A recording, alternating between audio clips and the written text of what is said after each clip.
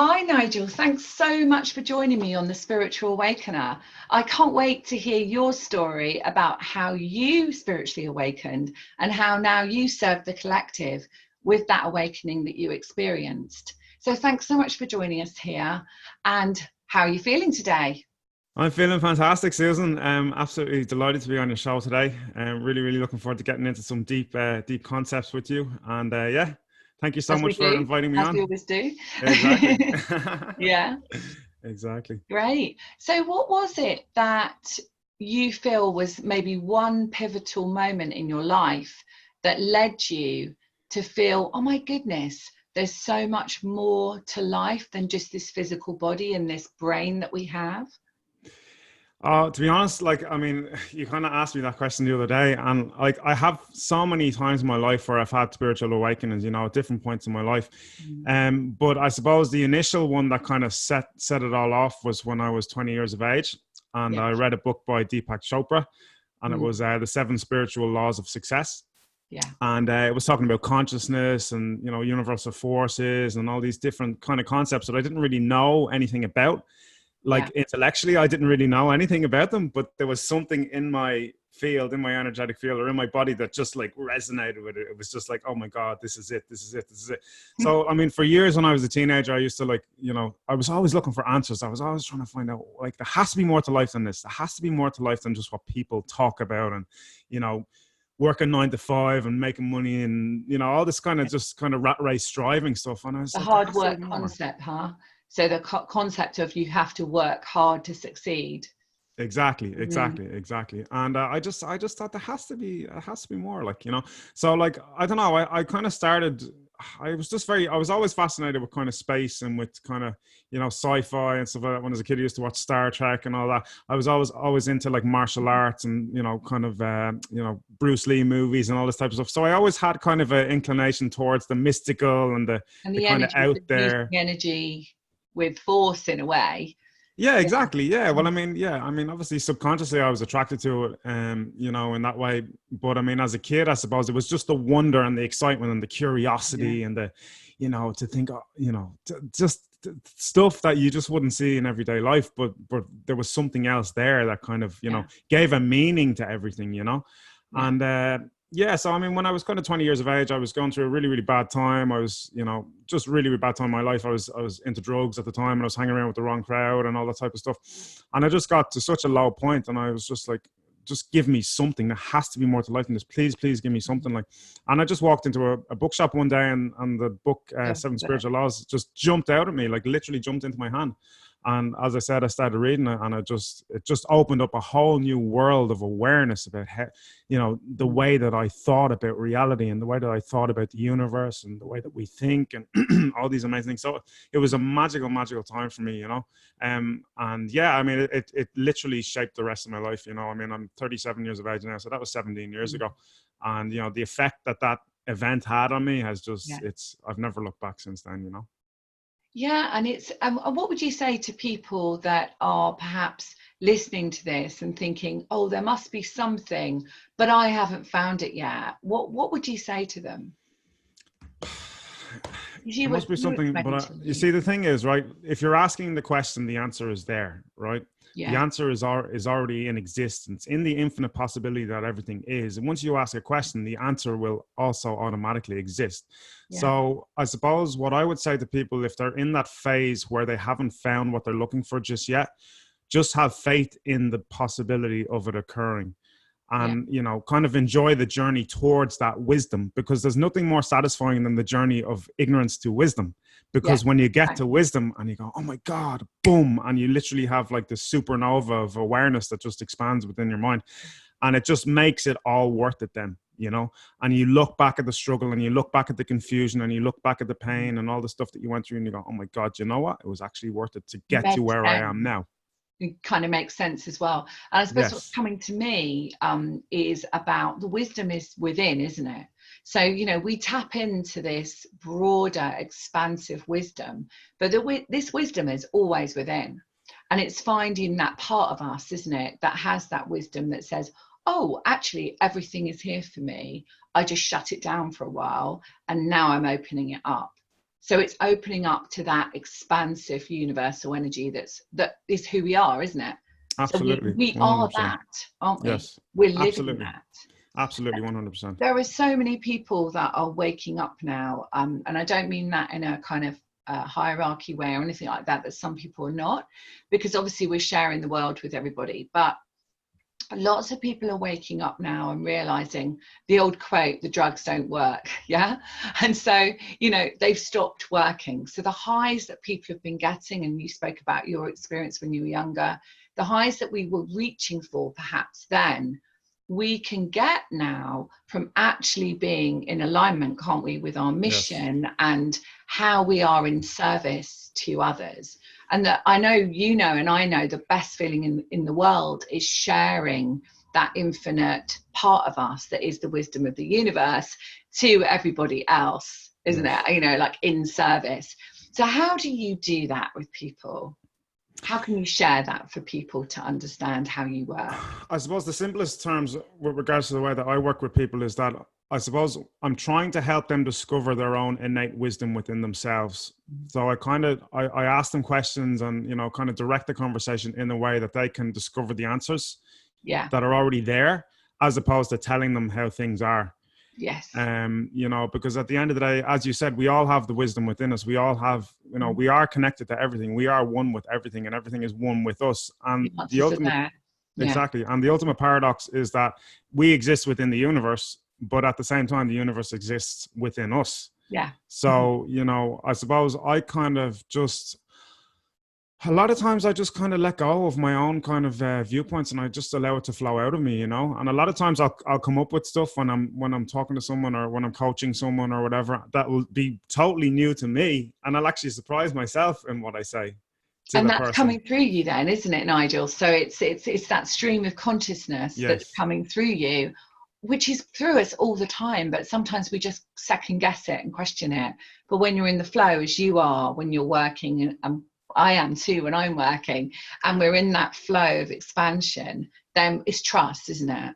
You know, absolutely. Trust is key. Yeah, absolutely. And it's also letting go of what you think you know about everything. Mm-hmm. And letting your ego step to the side, or, you know, getting your ego to step to the side and realizing that there's always more to learn. There's always more to experience. There's always more to expand into. There's always more to discover. And it doesn't matter how long you've been working with people. I mean, you know, I wrote my book, 6-7 years ago now. And it doesn't matter. I mean, tell us your book. Matter. Tell us about your book. My book is called How to Remove Negative Beliefs and Free Your Mind. I wrote it back in 2013. After I had read The Power of Now by Eckhart Tolle. Oh, Eckhart Tolle, yeah, brilliant. And I just basically, the funny thing is, when I was 20 and when I read that Deepak Chopra book initially, deep within myself, I promised that one day I would write a book that would have the same effect on people that book had on me. Yeah. Because it literally changed my life. How can people get it? Can they get it on Amazon? It's on Amazon. Yeah. So just say the title again. It's called How to Remove Negative Beliefs and Free Your Mind. Brilliant. That's great. So people can get hold of that. It's a long title. I wanted to repeat it twice so that people are listening to it, because sometimes when you're listening to a show or podcast, you miss things, and yes, you can listen to it again, but that's good to repeat it. So that's great. So if anybody wants to understand that and understand more about what's really going on, that's a really good mind map, is it? Or directional book, or has it got tips? It's I would call it a guidebook. So it's essentially a guidebook. There are some processes in there on how to change your psychology, how to remove negative beliefs as well.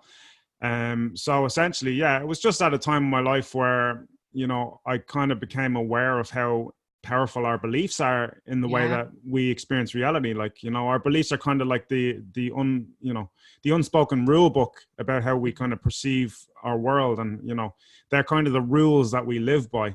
So at that point in my life, I really wanted to help people, you know, kind of change that. Bruce talks about that, doesn't he, Nigel? So Bruce Lipton talks about how, you know, that the environment of the cell, the biology of belief. And so the environment of the cell is actually where the actual key is, not the DNA, you know, not the cell, but actually the environment of the cell. So what you're talking about is the belief systems are the environment, aren't they? Absolutely, they are. Yeah, the belief systems are the filter through which the environment is processed. So when you change your beliefs, the environment changes. You know, you change how you process the environment.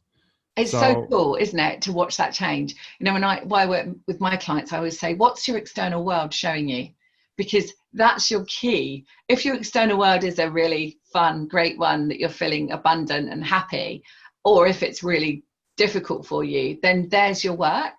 You know, the external world is that reflection of yes, work it's to do inside.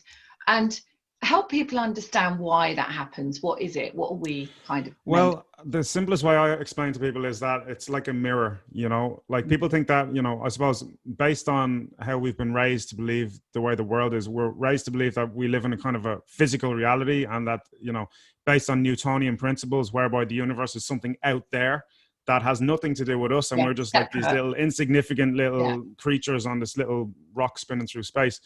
But what I like to say to people is that, you know, if you flip the paradigm of that, you can see reality as a mirror of yourself. yes, And the simplest way to explain this to anyone who doesn't understand anything about these concepts is that when you get out of bed on the right side, and when you have a good day and the traffic lights are green and everybody's holding the door open for you and being nice to you and smiling at you, they're the days when you are in alignment with who you truly are. They're the exactly. days when you are, Yeah, you've let go of resistance yeah. towards getting what you want in life, and you've also let go of clinging onto your insecurities and your fears. Yeah, There, that's it. Like, I mean, it's the simplest way to explain. The difference between a good day and a bad day is you, yeah, you yeah. know, and then the And world that's just great reflects that back to you.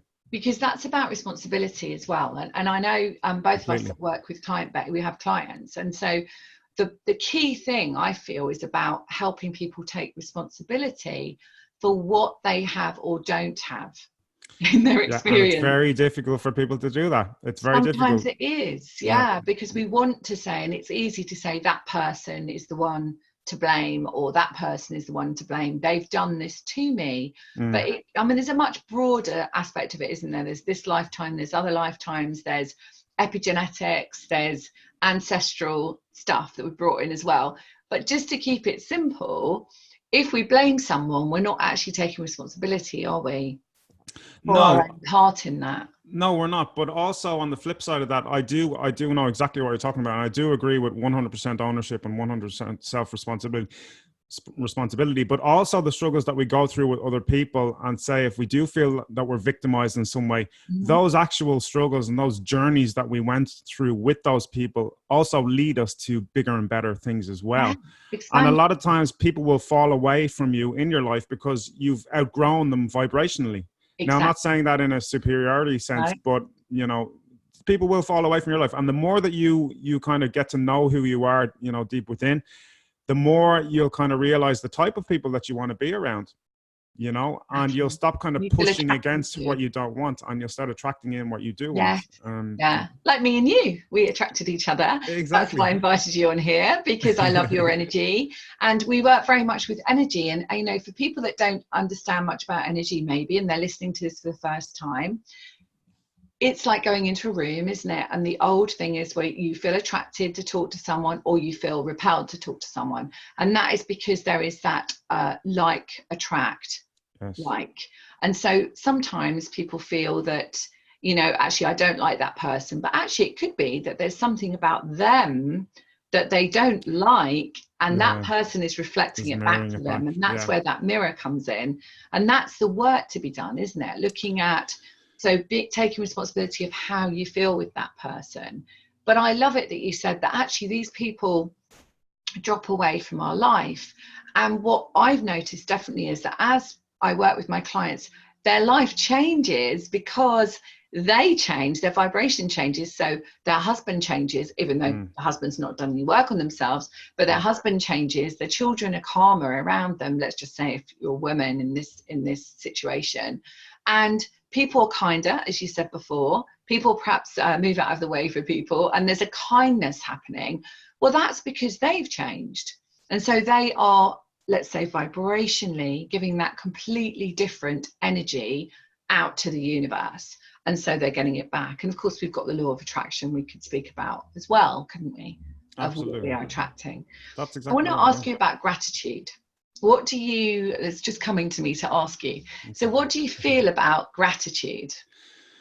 I think gratitude is the most powerful force in the universe, because, you know, if you have complete gratitude for the way that your life is and for the possibilities that exist for you in the future, I mean, you can create miracles with it, you know.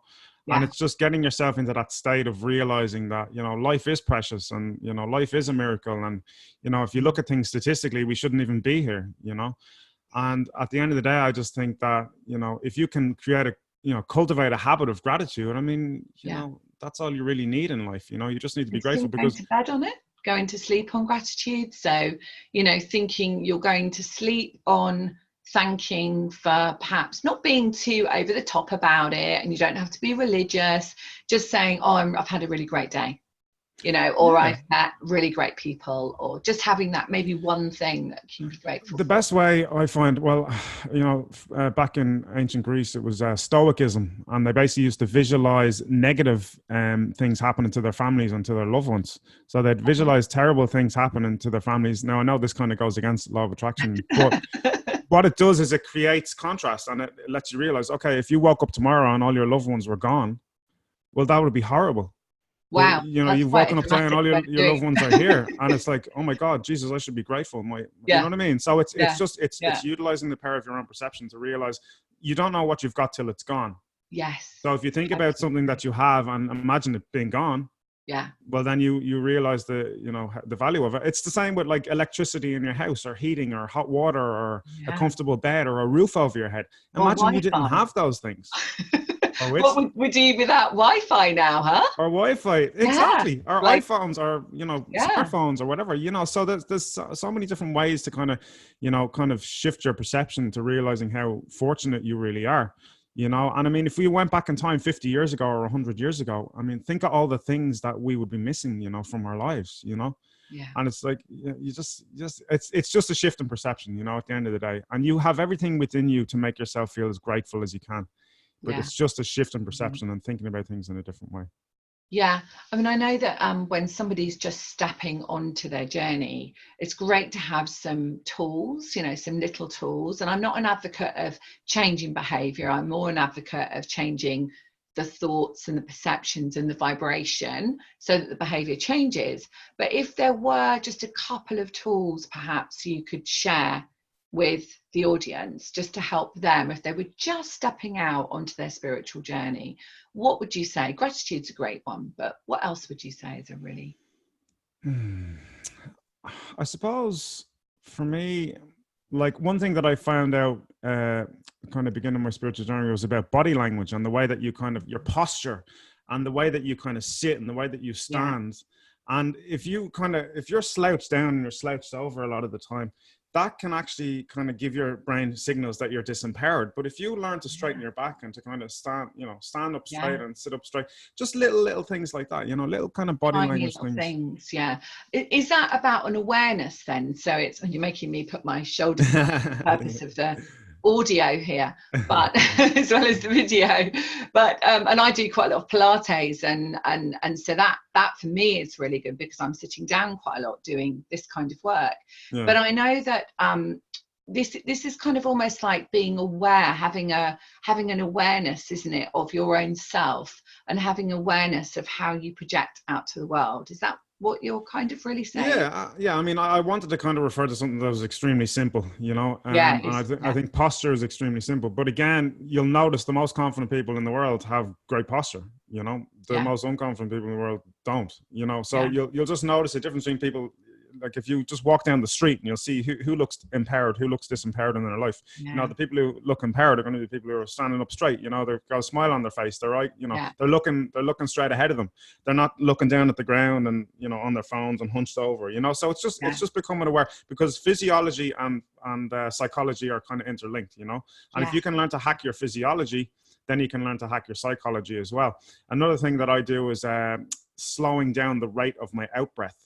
yeah. So you Good slow one. down the rate of your Yeah, out breath because you're activating your parasympathetic nervous system. yeah, And essentially you're slowing down your heart rate. You're basically going into kind of rest and recovery. And if yeah, you learn to just slow down your out breath as much as possible, you'll actually notice your physiology will change, and habitually you'll become a more relaxed person. So your breathing is Breathing so through the important. nose as well is really important. Yes, So, yes, because completely. mouth breathing is, really does increase that, what's it called? Fight or flight response. Yeah, the fight or flight Yeah, amygdala. So it yeah, increases that, doesn't it? And yeah. it stops us from calming down. Exactly. And also breathing into your belly instead of breathing into your Mm. chest.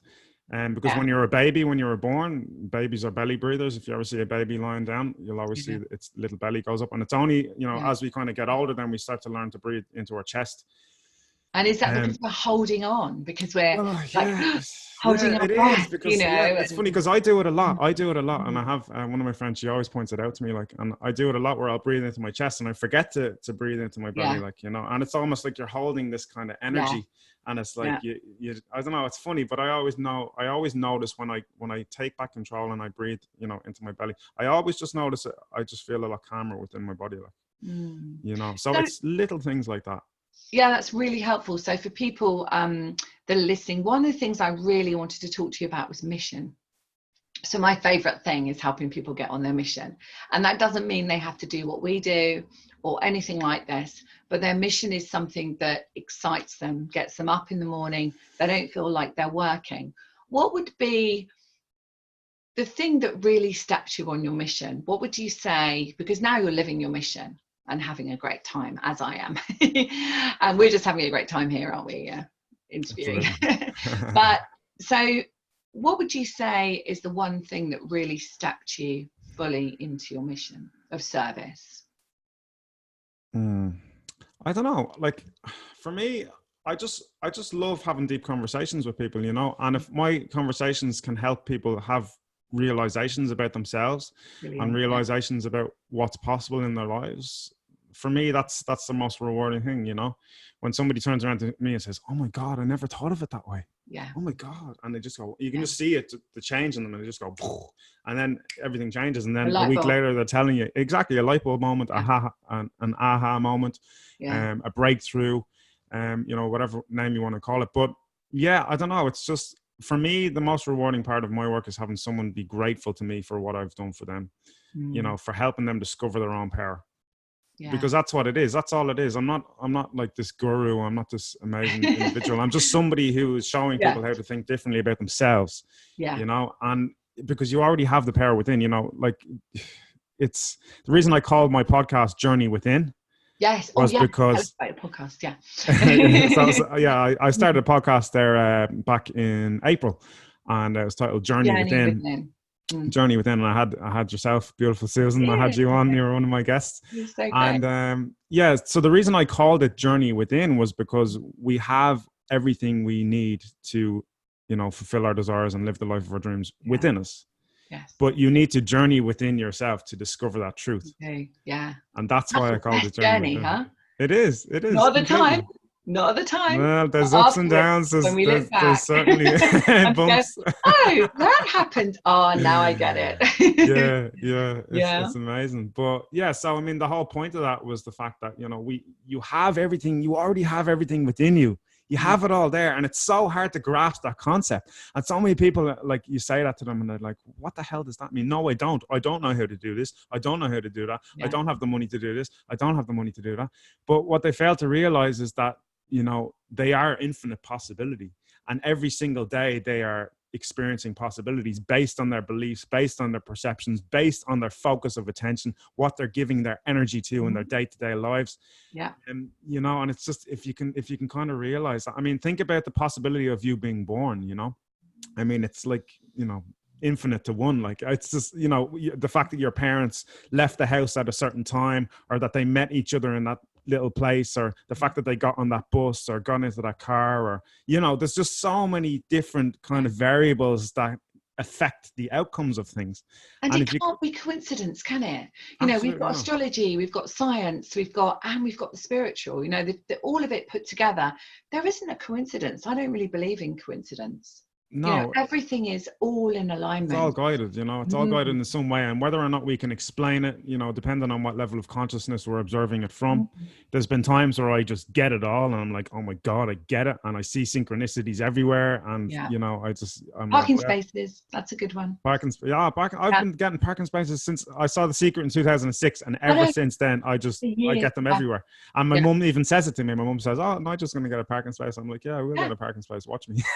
we live on a road where there's free parking, and so Victorian rows of houses, and I always get a parking space, and people that come and visit say, oh, it's terrible to park here, and I'm like, I know when I hear people say that, I'm like, how is it? People are leaving parking spaces all the time. People don't park in a parking space and stay there forever. No, I just visualize it, like if there is a bit of an issue, I'm like, okay, come on guys, sort it out. And I see a car, kind of pulling out of a space, and there it is. Perfect. Absolutely. Yeah. And do you know that do you notice this? If you're out of alignment slightly, then the universe shows you that. So, you might drop something, or there might not be a parking space, or something might happen. And that's when oh, I need to get back in alignment, It's very easy to spot when you're out of alignment. You feel resistance within yourself. You feel negativity, you feel anger, you feel frustration, you feel any negative emotion is basically an indication that you're out of alignment with yourself, And that can you say that again, Nigel? Because I think that is actually a really important thing to say again for people. Any negative emotion that you're experiencing is a direct indication that you're out of alignment with who you truly are. And that is unconditional love, isn't it? So who you truly are is unconditional love of yourself.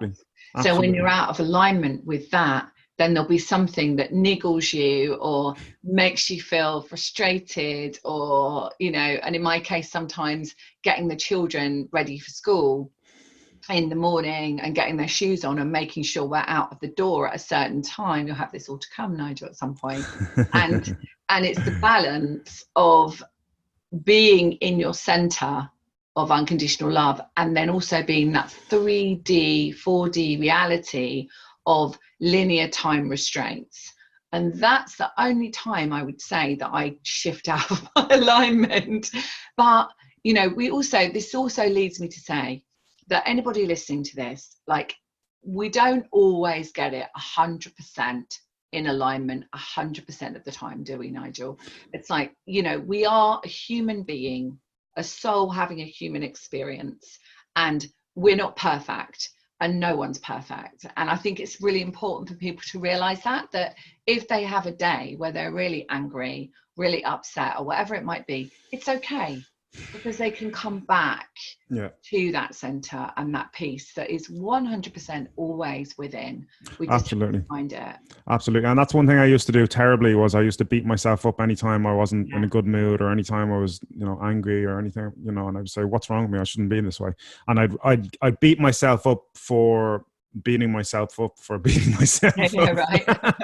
Took a while doing that. Yeah, exactly. So, I mean, the thing is that, the way I like to see it now is that you wouldn't know what alignment felt like if you didn't know what misalignment felt like. Yes, which is a great point. So everybody feels, oh, I don't feel very good. Well, that's because you know how it feels to be in infinite alignment with source. Yeah.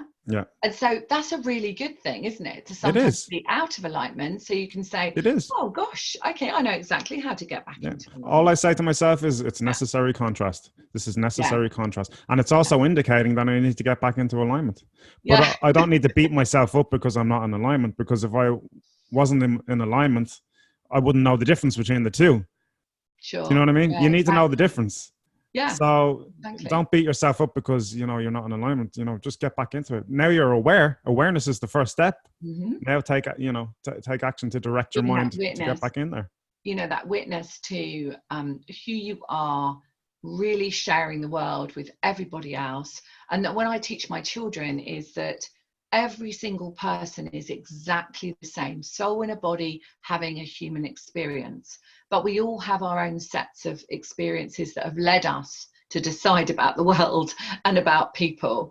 And so I try and help them understand that what they're feeling, if it isn't a very kind thing towards you, that they're not feeling very happy in themselves. Oh yeah, absolutely. And Happy just people always don't give happy them people love. don't, you know, don't behave in Yeah. unhappy ways. Yeah. You know, Yeah. but that doesn't necessarily mean that the person is a bad person. They might just be No. going through a bad time, or Exactly. a lot of times we can kind of, people will kind of say, oh, they're a terrible person or whatever, but you don't know what they're going through. You don't know what's going on in their internal world, you know. But at the end of the day, yeah, compassion, I think, is one of the most powerful, you know, forces as well. Because if you can look at people from a place of compassion and realize that we are all one and we are all the same, we all have fears, we all have hopes, we all have dreams, we all have aspirations, we all have people we care about, you know, and it's just, yeah, it's just kind of looking at it from a place of, you know, oneness and non-separation, and realizing that, you know, we are all the same.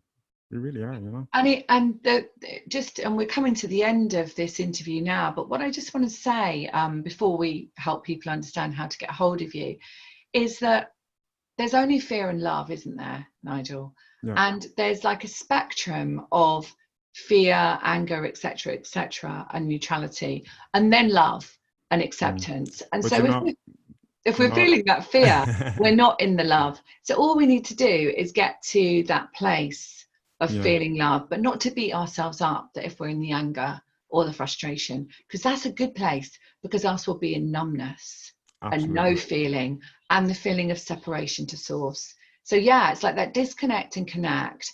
Really, really key, isn't it, to realize that you can go from one to the other, but you can always get back to love. Absolutely. And an affirmation that came to me deep in meditation a few months back was that fear is love that has forgotten itself.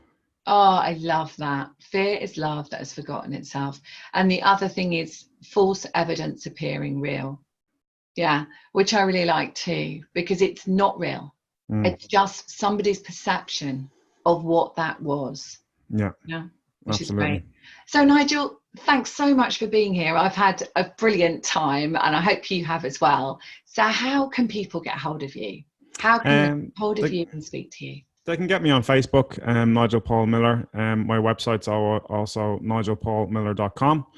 And they can book, if they want to book a call with me, or if they want to find out more about me, they can go on there. Yeah. So so do you do a consultation, like a free 15-minute consultation? Yeah. You do that for people? Free 15 minutes consultation. And have you got a meditation that you could send people if they want to get in contact with you, or some freebie, or just to talk with you? yeah. Well, I can, as I said, I can give a free consultation. That's no problem at all. Yeah. And yeah, no, I do. I have stuff I can send them on. Oh, amazing. Okay. Well, thank you so much once again for being here. So it's Nigel Paul Miller, and it's .com. Yeah, .com. Yeah, and you can get hold of him on Facebook, and I'm sure all the other social media platforms as well. Exactly. Okay. Thanks so much for listening. I'm Susan Kennard, and you've been on The Spiritual Awakener.